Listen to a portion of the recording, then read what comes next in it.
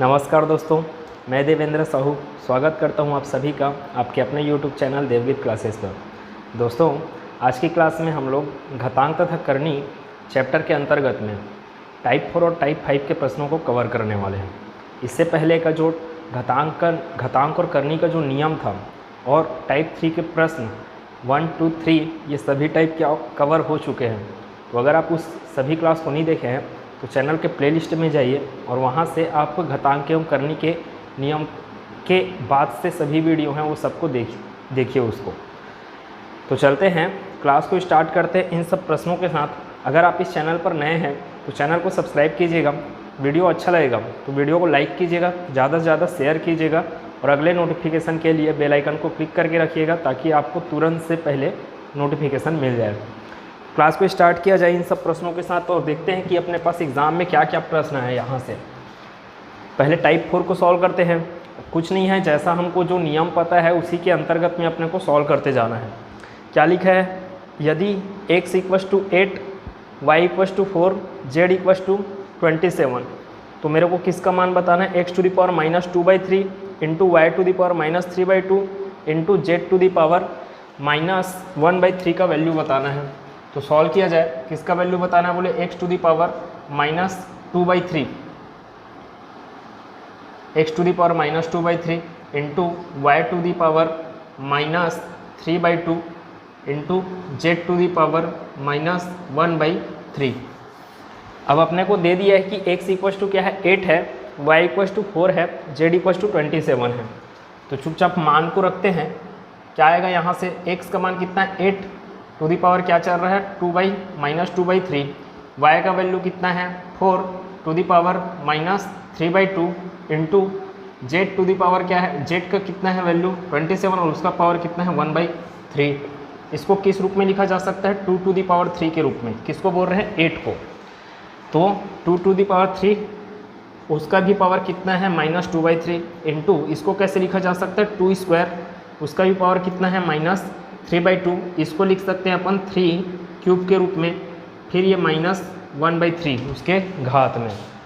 अब इसको सॉल्व करते हैं। कुछ नहीं है प्रश्न में, ये और ये क्या हो गए? Cancel out. मतलब 3 और 3 कैंसल आउट, घात के ऊपर घात गुना होगा तो ये कैंसल आउट हो जाएंगे। तो 2 टू दी पावर -2 बचा इंटू ये क्या बचेगा? 2 to the power -3 2 to the power -3। ये और ये दो कैंसल आउट। वैसे ये 3 और ये 3 क्या हो जाएंगे? Cancel out.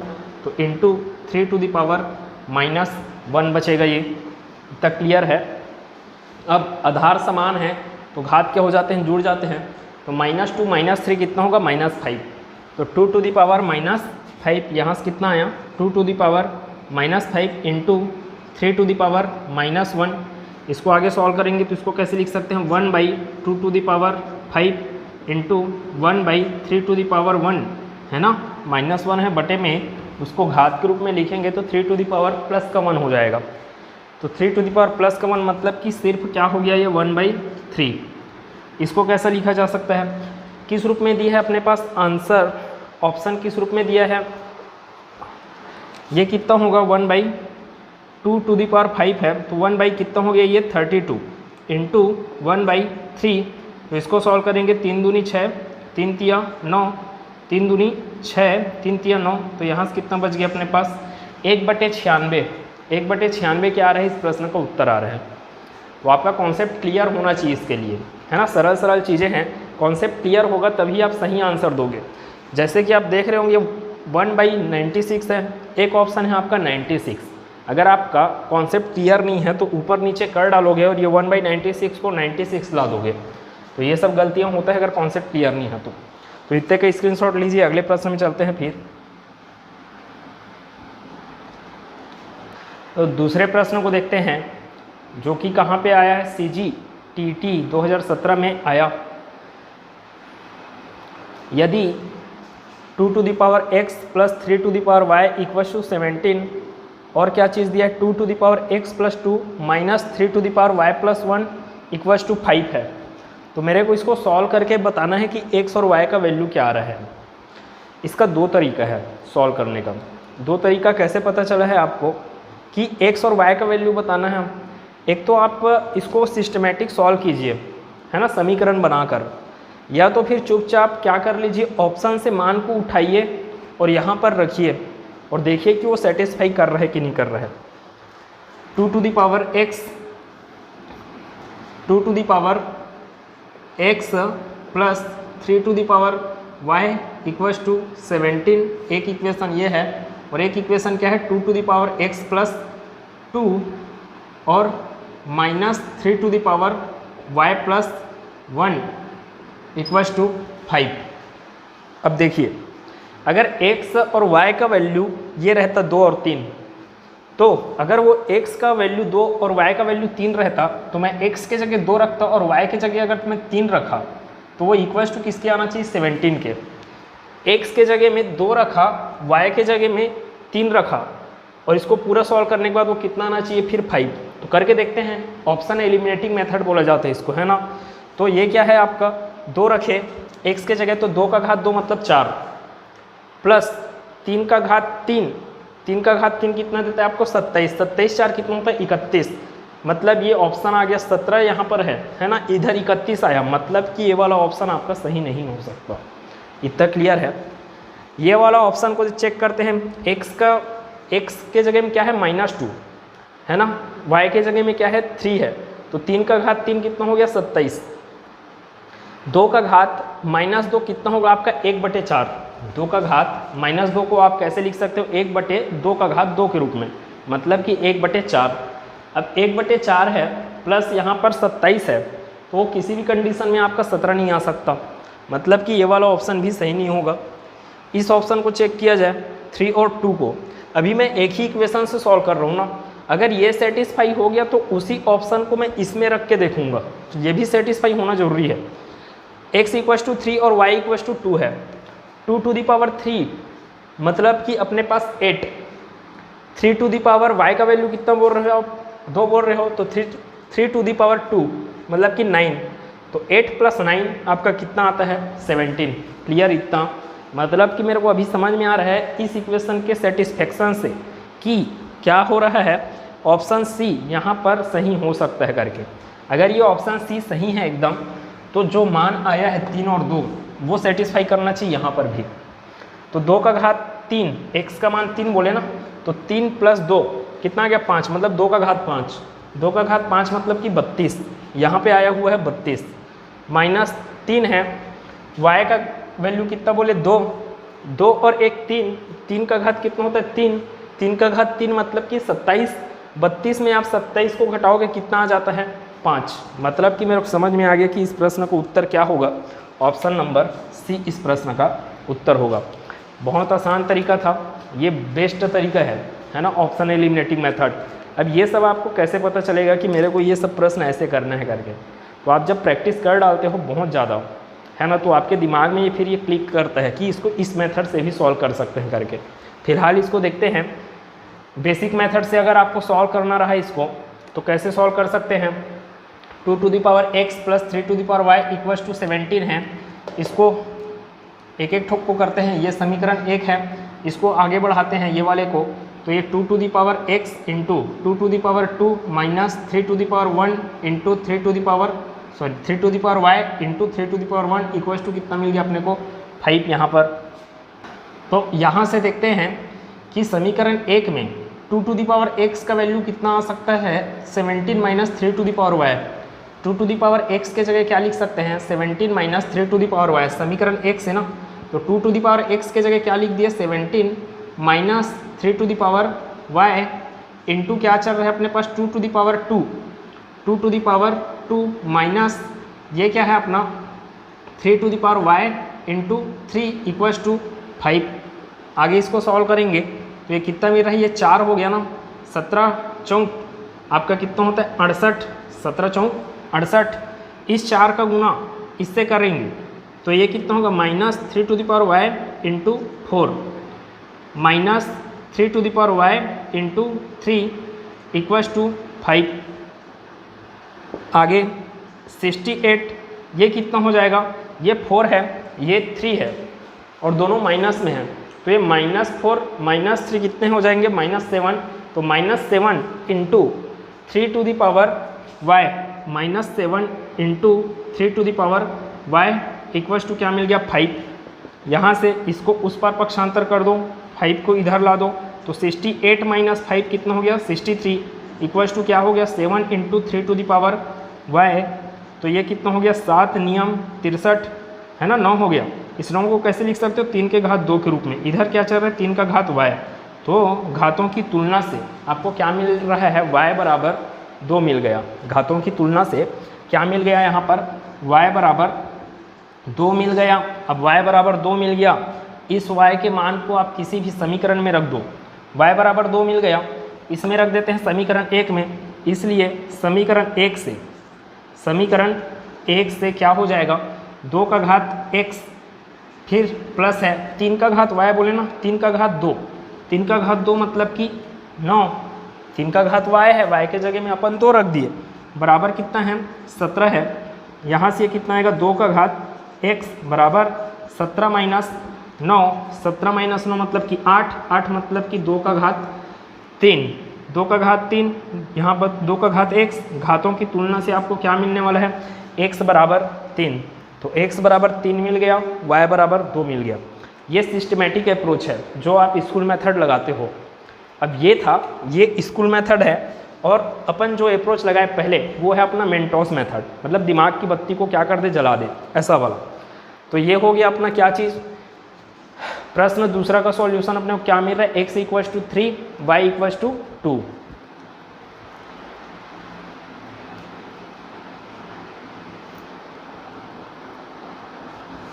तीसरे प्रश्न में चलते हैं, टाइप 4 का तीसरा प्रश्न क्या बोला 3 to the power 4a, 3 to the power 4a equals to 81 to the power -1 है, और 10 to the power 1/b, 10 to the power 1/b equals to क्या है 0.0001, 0.0001। इसको सॉल्व करने के बाद मेरे को वैल्यू बताना है किसका 2 to the power -a into 16 to the power b का। तो मोटा मोटा बात यह है कि a और b का वैल्यू मेरे को पहले निकालना पड़ेगा। तो a और b का वैल्यू पहले निकालते हैं।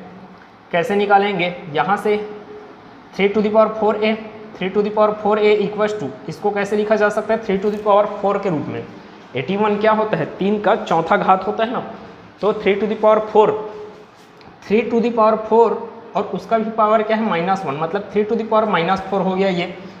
इधर क्या चल रहा है 10 का घात 1/b है, बराबर इसको कैसे लिखा जा सकता है, पॉइंट के बाद 4 अंक हैं तो इसको 1/4 शून्य वाला संख्या मतलब कि 10,000 लिखा जा सकता है, 1/10,000 लिखा जा सकता है किसको 0.001 को। इसको आगे सॉल्व करेंगे तो इधर क्या आ रहा है 4a इक्वल्स टू -4, तो यहाँ से a इक्वल्स टू अपने को मिल गया -1। इधर आगे 10 का घात 1/b बराबर, इसको कैसे लिख लो 10 का घात 4 होगा ना, ये 10,000 को कैसे लिख सकते हो 10 का घात 4, लेकिन इसको मैं ऊपर ले जाऊंगा तो वो क्या होगा 10 का घात -4। तो इसको कैसे लिखा जा सकता है 10 का घात -4। मैं एक एक स्टेप बता रहा हूँ इसलिए यहाँ तक आए हो, मैं डायरेक्ट यहाँ से यहाँ तक आ सकता था, है ना, आपको समझाना है इसलिए मेरे को एक एक स्टेप बताना था यहाँ पे। तो ये कितना आ रहा है आपका, घातों की तुलना से क्या मिलेगा, आधार समान है, घातों की तुलना से 1/b इक्वल्स टू -4, तो यहाँ से b इक्वल्स टू आपको क्या मिलेगा -1/4। b को उधर ले गए, -4 को इधर लाए तो -1/4, किसका वैल्यू b का वैल्यू -1/4, a का वैल्यू -1। अब देखते हैं अपने को क्या निकालना है ना। इसलिए क्या चीज़ का वैल्यू निकालना है बोले 2 to the power -a, 2 to the power -a into 16 to the power b, 16 to the power b। अब देखो ये a है, a इक्वल्स टू -1, या उल्टा बोल सकते हो 1 इक्वल्स टू -a, ये भी बोल सकते हो, है ना, माइनस को इस पर ट्रांसफ़र कर दिए तो ये क्या होगा 2 टू द पावर -a का वैल्यू 1, तो 2 to the power 1, 2 to the power 1 मतलब कि सिर्फ 2, ठीक है। 16 टू द पावर b है, b का वैल्यू -1/4, तो ये 16 टू द पावर -1/4। इतना क्लियर है। इसको कैसे लिखा जा सकता है 2 इंटू 1/16 टू द पावर 1/4 के रूप में लिखा जा सकता है। घात माइनस में है उसको बटे के रूप में लाओगे तो प्लस में बनेगा। अब जैसे कि देख रहे हैं यहाँ पे 16 का घात क्या है 1/4, तो इस 4 को हटाना है मेरे को। तो कैसे हट सकता है, 16 को कैसे लिख सकते हो आप 2 के घात 4 के रूप में। तो इधर आगे आएंगे और सॉल्यूशन क्या होगा इसका 2 गुना 1/16 को कैसे लिख दिए 2 के घात 4 और उसका भी घात क्या है 1/4। तो फिर ये 4 और ये 4 क्या हो गए कैंसल आउट हो गए। तो क्या बचा आपके पास 2 का घात 1, 2 का घात 1 मतलब कि 2, इधर का 2 इधर का 2, आपका कैंसल आउट हो गया। तो अपने पास आंसर क्या आ रहा है इसका ऑप्शन नंबर डी है ना। CGPSC 2017-18 के एग्ज़ाम में आया, तो ऑप्शन नंबर डी इस प्रश्न का उत्तर हो गया। कौन सा है, ऑप्शन नंबर डी। तो स्क्रीनशॉट लीजिए इसका।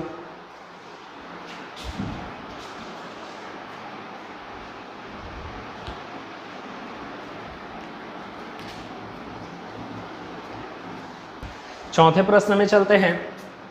चौथा प्रश्न में भी आपको किसका मान बताना है, एक्स वाई का। 3x - y = 27 तथा 3x + y = 343 है।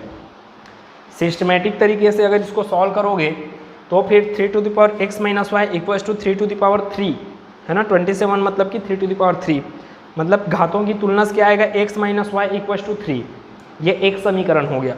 वैसे इधर बनेगा दूसरा समीकरण 3/5 है, ये 343 मतलब कि 3/5। तो x + y = क्या मिल गया 5, इधर क्या मिला x - y = 3।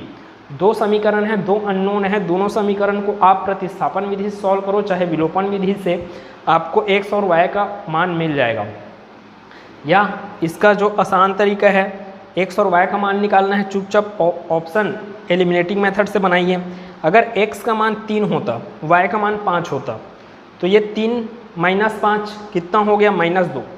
3 का घात -2 27 नहीं आता। b को देखते हैं 2 4, तो 2 - 4 करोगे आप तो ये कितना आ गया -2 है ना। 2 - 4 का फिर से कितना आ गया -2। 3 का घात -2 आपको 27 नहीं देता है।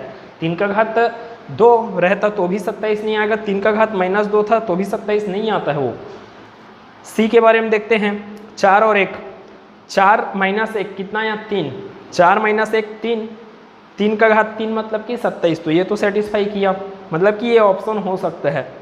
तो यही चीज़ इसमें भी सेटिस्फाई करना चाहिए। 4 + 1 ना, 3 का घात x + y मतलब कि 3 का घात 4 + 1, तो 3 का घात 5, 3 का घात 5 कितना आता है 343। मतलब कि मेरा सही वाला ऑप्शन कौन सा है इसमें, ऑप्शन नंबर सी। मैं ऑप्शन एलिमिनेटिंग मेथड से बना दिया, चाहो तो आप इसको पूरा सिस्टमेटिक तरीके से सॉल्व कर सकते हो। कैसे कर सकते हो, 3 का घात x - y बराबर क्या होगा, 3 का घात 27 को 3 के घात 3 के रूप में लिख दिए। वैसे ही 3 के घात x + y को कैसे लिख सकते हो, 3 के घात 343 है ना, 343 को 3 के घात 5 के रूप में लिख दिए। अब देख रहे हो घातों की तुलना से x - y = 3, x + y = 5, दोनों को जोड़ देंगे अगर तो ये क्या होगा 2x, ये 5 3 8, ये तो कैंसल आउट हो गए। तो x बराबर क्या मिल जाएगा अपने को 2 4 8, तो x बराबर 4 और y चाहिए आपको, तो कोई भी इक्वेशन में रख दीजिए। यहाँ पर अगर रख दोगे तो कितना हो जाएगा, यहाँ पे रखो चाहे यहाँ पर, x का वैल्यू रख देते हैं तो ये कितना, x का वैल्यू यहाँ पर ना, x का वैल्यू यहाँ पे रख दिए तो 4 है, -y उस पार गया तो +y, तो 4 - 3 कितना आ गया 1, तो y का वैल्यू कितना मिल गया 1। ये सिस्टमेटिक अप्रोच है, ये मिन्टोस अप्रोच है अपना। अब लास्ट क्वेश्चन हो गया इसका टाइप 4 का। अब चलते हैं टाइप 5 में। टाइप 5 के जो प्रश्न हैं इसके लिए ट्रिक है। अब वो ट्रिक कुछ नहीं है, आपको बेसिक पता होना चाहिए इसको सॉल्व कैसे करते हैं, क्योंकि ट्रिक में फंसोगे आप कहाँ, यहाँ पर फंसने वाले हो ट्रिक में। जो मैं ट्रिक बताऊँगा उसको देखेंगे थोड़ी देर में। तो पहले इसको सिस्टमेटिक तरीके से सॉल्व किया जाए। टाइप 5 का कौन सा प्रश्न के बारे में बात कर रहे हैं, पहले प्रश्न के बारे में क्या लिखा है, ये 10th का क्वेश्चन है, ये सब है ना, 10th में ऐसी है क्वेश्चन। तो √12 + √12 + √12 + इन्फिनाइट तक है ना, डैश डैश डैश मतलब इन्फिनाइट तक है। तो इसको कैसे सॉल्व किया जाता है, चलो मैं क्या कर लिया, पूरे के पूरे इतने पद को क्या मान लिया, x मान लिया। तो भाई ये अंदर वाला पद भी तो पूरा पूरा ऐसी ही है, तो ये भी क्या कहलाएगा, x। तो इसको माने हो आप x, और ये क्या है 12। तो इस टोटल को कैसे लिखा जा सकता है, 10th का सॉल्यूशन x इक्वल्स टू, इसको टोटल को क्या माने आप x, और उसी के अंदर में क्या है 12 प्लस, तो ये भी तो x जैसे ही दिख रहा है ना। तो इतने को फिर से क्या बोलोगे आप, x। सिस्टमैटिक अप्रोच बोल रहा हूँ, ये ऐसा सॉल्व किया जाता है 10th में। अब इसका ट्रिक भी देखेंगे। तो x इक्वल्स टू, अच्छा अपने को स्क्वायर रूट हटाना है तो दोनों पक्षों का वर्ग करेंगे, तो x square equals to 12 plus x होगा, क्योंकि इधर वर्ग करूँगा मैं तो स्क्वायर रूट कैंसल आउट हो जाएगा, किससे, वर्ग से। यहाँ से अपने को क्या मिल रहा है, एक वर्ग समीकरण मिलेगा, इसको इस पर ट्रांसफर करेंगे, x स्क्वायर, ये माइनस x माइनस 12 बराबर 0 है ना। यहाँ से इसको तोड़ेंगे, x स्क्वायर, यहाँ पर कितना आना चाहिए माइनस, और यहाँ पर क्या है माइनस x, तो कैसे टूटता है, minus 4x plus 3x minus 12 बराबर 0। इतना होगा, इतना क्लियर होगा। अब देखते हैं यहाँ पर x स्क्वायर माइनस 4x है, कॉमन निकालेंगे x माइनस 4, इतना क्लियर। x माइनस 4 को चुपचाप क्या कर दें, फोटोकॉपी कर देते हैं, यहाँ पे x माइनस 4 है। अब यहाँ पर क्या चीज़ का गुना करें, x में क्या चीज़ का गुना करें कि अपने को +3 प्राप्त हो, तो यहाँ पर +3 का गुना कर देंगे तो +3x मिल जाएगा। इधर को अपने आप मिल जाएगा, 3 चौक 12 माइनस प्लस कितना हो गया माइनस, इतना क्लियर। तो ये कितने बराबर मिल रहा है अपने को, x प्लस 3 और x माइनस 4 इक्वल्स टू क्या है 0। तो इसका दो सॉल्यूशन मिलेगा, x प्लस 3 इक्वल्स टू 0 हो सकता है, या तो x माइनस 4 इक्वल्स टू 0। यहाँ से x बराबर कितना मिल रहा है -3, जबकि यहाँ से x बराबर कितना मिल रहा है +4। अब आपका नियम क्या बोलता है 10th का, कि आप माइनस वैल्यू नहीं ले सकते, आपको लेना पड़ता है प्लस वैल्यू। प्लस मतलब कौन सा आया, x इक्वल्स टू 4। तो इस प्रश्न का सॉल्यूशन क्या हो जाएगा अपने पास, x इक्वल्स टू 4 इस प्रश्न का उत्तर हो गया। अब कोई ज़रूरी थोड़ी है कि आप इतना लंबा सॉल्व करो। अब इसका शॉर्ट ट्रिक क्या है, जब भी कैसा आप ऐसे ही आपको प्रश्न दे दिए रहे, बुक में डायरेक्ट लिख के दे देता है शॉर्ट ट्रिक करके, जबकि बेसिक क्या है ये चीज़ें हैं, है ना। तो ये सब प्लस प्लस में रहे, ध्यान से सुनिएगा। 12 है, 12 को आप ऐसे दो गुणज में तोड़िए जो कि क्रम से आते हों, जैसे 2 6 के 12 वो क्रम से थोड़ी आते हैं, 2 और 6 के बीच में 4 और 5 आ गए, कहाँ क्रम से आए, मतलब 3 4 5 आ गए इन लोग, तो कहाँ आए 2 और 6 क्रम में। लेकिन 12 एक तो और पद में टूट सकता है, 4 3 या 12, तो इसका सॉल्यूशन क्या होगा 4 या फिर 3, इतना दिमाग रखेंगे। ये किस में टूटा है 4 3 या 12, तो इसमें से कोई भी एक सॉल्यूशन होगा, या तो 4 होगा या तो 3 होगा। 4 कब होगा, मतलब बड़ा संख्या कब होगा, जब यहाँ पे प्लस प्लस प्लस दिए है, तब आंसर क्या आएगा 4। अगर यहीं पे अगर माइनस लिख देता तो आपका आंसर क्या आ जाता 3। बस इतना है शॉर्ट ट्रिक। क्या है शॉर्ट ट्रिक बोले, इसका square root of 12 plus square root of 12 plus square root of 12, ये सब चीज़ दिया है। तो आप क्या कीजिए, जो यहाँ पे संख्या दिया है उसको 2 ऐसे गुणज में तोड़िए, मतलब 2 मल्टीपल में तोड़िए जो क्रम से आते हों। 3 चौक 12 बोले है ना, 3 बड़ा कि 4 बड़ा, तो आप बोलोगे 4 बड़ा है। बड़े को क्यों खोज रहे हो आप अभी, क्योंकि यहाँ पर प्लस वाला रूल चल रहा है, इसलिए अपना आंसर क्या है 4। यहीं पे अगर 12 minus square root of 12 minus square root of 12 minus ऐसे लिख दिया रहता, तब आप 3 और 4 के गुणज में तोड़ते। अब आप किसकी खोज करते, 3 और 4 में छोटा कौन, तो 3 छोटा, तो उस टाइम आंसर क्या हो जाता आपका 3। ठीक है, वैसे इस प्रश्न में अब इसको कुछ करने का ज़रूरत नहीं है, इतना सा सॉल्यूशन मैं दिया हूँ, इतना सॉल्यूशन करने की ज़रूरत नहीं है। इसको बता देंगे आप लोग 30 है, 30 कौन क्रमागत संख्याओं का गुणज होता है, तो आप बोलोगे 6 और 5 का। तो 6 को लेना है कि 5 को लेना है, ये किस पे डिपेंड करेगा, यहाँ पर प्लस है कि माइनस है। दिख रहा है आपको प्लस, प्लस मतलब कि बड़ा वाला चीज़ को लेना है। बड़ा मतलब कौन, 6 है ना, 6 5 में बड़ा कौन 6, तो 6 अपना क्या हो जाएगा आंसर। देखते ही उत्तर अब इसको करते हैं 8 नियम 72, है ना। 72 मतलब कि 8 नियम 72 क्रम से आना जरूरी है, लेकिन 8 नियम 72। अब 9 को लें कि 8 को लें, किस पे डिपेंड करेगा, यहाँ के साइन पे। ये माइनस है ना, प्लस माइनस नहीं हो, ये माइनस है, 72 माइनस ऐसे। अब यहाँ पर माइनस है मतलब कि मेरे को किसको लेना पड़ेगा, छोटे वाले को। छोटा वाला कौन है, 8 और 9 में 8 है, तो इसका सॉल्यूशन क्या मिलेगा, ऑप्शन ए। इसको देखते हैं 2 को। बेसिक को भी जानना जरूरी है, जो कि मैं यहाँ पे बेसिक बताया, क्योंकि आप यहाँ पर फंसने वाले हो, ठीक है। 2 के बारे में डिस्कस करते हैं। तो 2 कौन सी क्रमागत संख्याओं का गुणज है, तो 1 गुना 2 करोगे आप तो 2 मिलता है। मतलब कि अब मैं प्लस यहाँ पे लिया है, मतलब कि 1 को लूँ कि 2 को लूँ। 1 गुना 2 में 2 को लेना पड़ेगा। अब भी नियम चला था कि प्लस हो तो बड़े वाले को लेना है, तो 2 और 1 में बड़ा कौन है, 2। तो मेरे को आंसर कौन सा लेना पड़ेगा, 2, ऑप्शन नंबर डी। ये सब एग्ज़ाम में आए हुए देख रहे हैं, जैसे कि ये CGPSC RDA 2014 के एग्ज़ाम में आया, railway group D 2018, railway group D 2018, railway NTPC 2016। और लास्ट प्रश्न को अब देखते हैं, चाहो तो इसका स्क्रीनशॉट ले लो।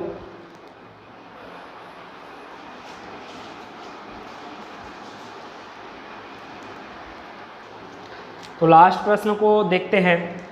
अब यहाँ पे लिखा है, यदि a equals to square root of 3 plus square root of 3 plus square root of 3 plus dash dash dash है, तो निम्न में से सही को चुनिए करके लिखा है। अब आप देखें यहाँ पर 3 है। अब आपके दिमाग में सवाल आएगा कि 3 ऐसी किसी भी 2 क्रमागत संख्याओं का गुना नहीं आता है ना। अगर यहीं पर आपका 6 लिख दिए रहता, है ना, यहाँ पर 6 लिख दिया रहता, तो आप डायरेक्ट बोल दे 2 या 6। लेकिन 3 क्या है, किन्हीं भी 2 क्रमागत संख्याओं का गुना नहीं आता, तो इसलिए आपको बेसिक मेथड का ज़रूरत पड़ता है।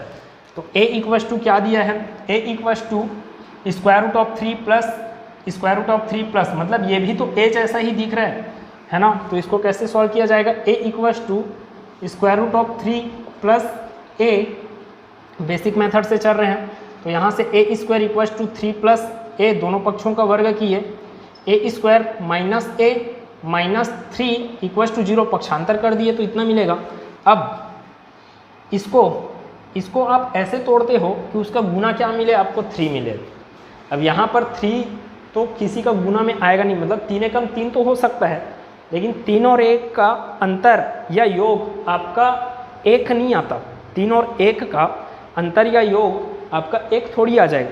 ए लिखा है मतलब कि 1 a है वो। तो अब इसको सॉल्व करने के लिए आपको किससे तुलना करना पड़ता है, ऐसे सॉल्व करने के लिए आपको किससे तुलना करना पड़ता है। अगर आपका वर्ग समीकरण ऐसा है, वर्ग समीकरण होता है ax square plus bx plus c equals to 0, तब आपका x बराबर क्या आता है, minus b plus minus under root of b square minus 4ac divided by क्या है, 2a, है ना। तो यहाँ पर b इक्वल्स टू क्या है, b इक्वल्स टू क्या है, यहाँ पर जो गुणांक है कितना है, -1, b का वैल्यू है -1, और a मतलब कि यहाँ पर स्थित वैल्यू, तो a इक्वल्स टू क्या बोल लो, 1 बोल लो, है ना। यहाँ पर भी स्थित वैल्यू, ये वाला a नहीं। c इक्वल्स टू क्या है आपका, -3। अब चुपचाप फार्मूले में मान रखते हैं, अपने को a के पद में दिया है, इसको एक काम कर लेते हैं, ये a इक्वल्स टू दिया है, कन्फ्यूज़न ना हो इसलिए इसको क्या कर लेते हैं, x में चेंज कर लेते हैं अपन। ये सब क्या हो गया, x। अब ये क्या हो गया, x, यहाँ पर भी क्या x, तो x square minus x minus 3, तो अब ये सही है। a के जगह में क्या है, a के जगह ax स्क्वायर मतलब a के जगह 1 है, माइनस प्लस bx करके रहता है ना, तो b का वैल्यू -1 है, b का वैल्यू क्या लिख दिया, -1, c का वैल्यू क्या है, -3। अब यहाँ पर मान रखते हैं c इक्वल्स टू क्या है आपका, -b plus minus under root of b square minus 4ac divided by 2a होता है।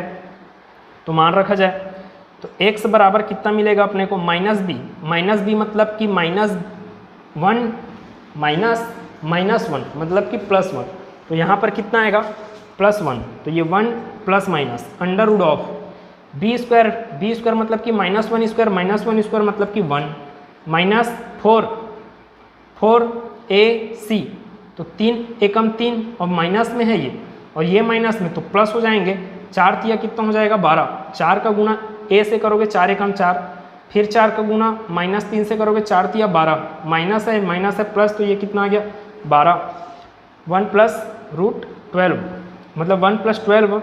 अब ये कितना आएगा डिवाइड बाई 2a, a का वैल्यू 1 है तो 2 इंटू 1 कितना आएगा 2। आगे सॉल्व करते हैं, 1 plus minus square root of 13 divided by 2, इतना क्लियर होगा। 1 प्लस रूट 13 डिवाइडेड बाई 2।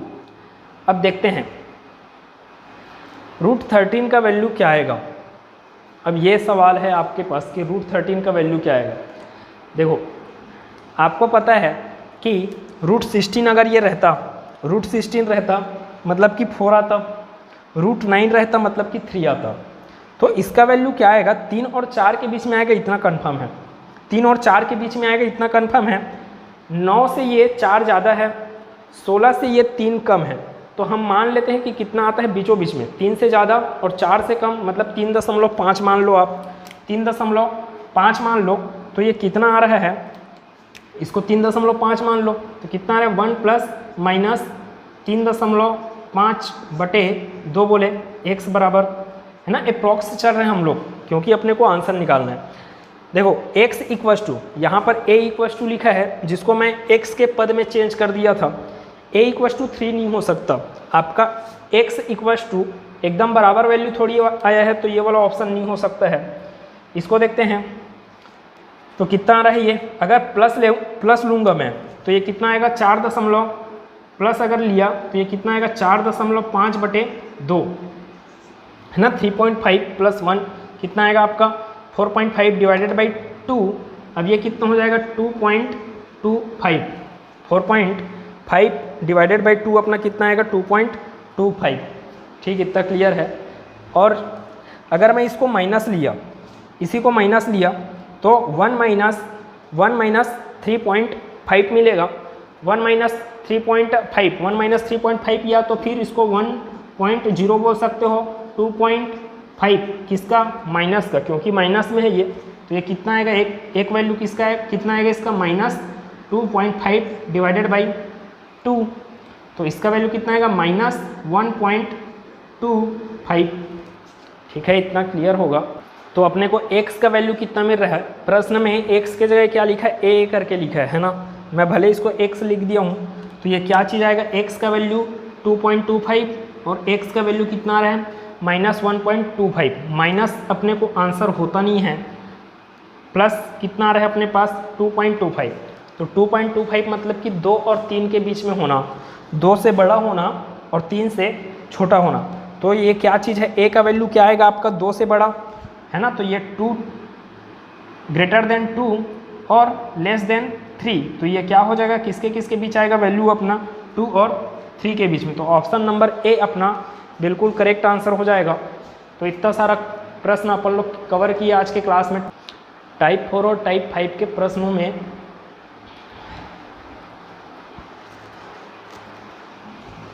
तो उम्मीद है कि इतनी सारी चीज़ें आपको अच्छे से समझ में आया होगा। अगर आपको ये क्लास पूरा अच्छे से समझ में आए तो प्लीज़ वीडियो को लाइक कीजिएगा, ज़्यादा से ज़्यादा इसको शेयर कीजिएगा। अगले 1-2 क्लास में ये चैप्टर ख़त्म हो जाने वाला है, फिर इसके बाद नया चैप्टर में चलेंगे और जैसे जैसे हम लोग आगे बढ़ते जाएंगे कुछ अच्छे चैप्टर आना स्टार्ट हो जाएंगे, जहाँ पे आपको थोड़ा सा और ज़्यादा मेहनत करने की ज़रूरत है।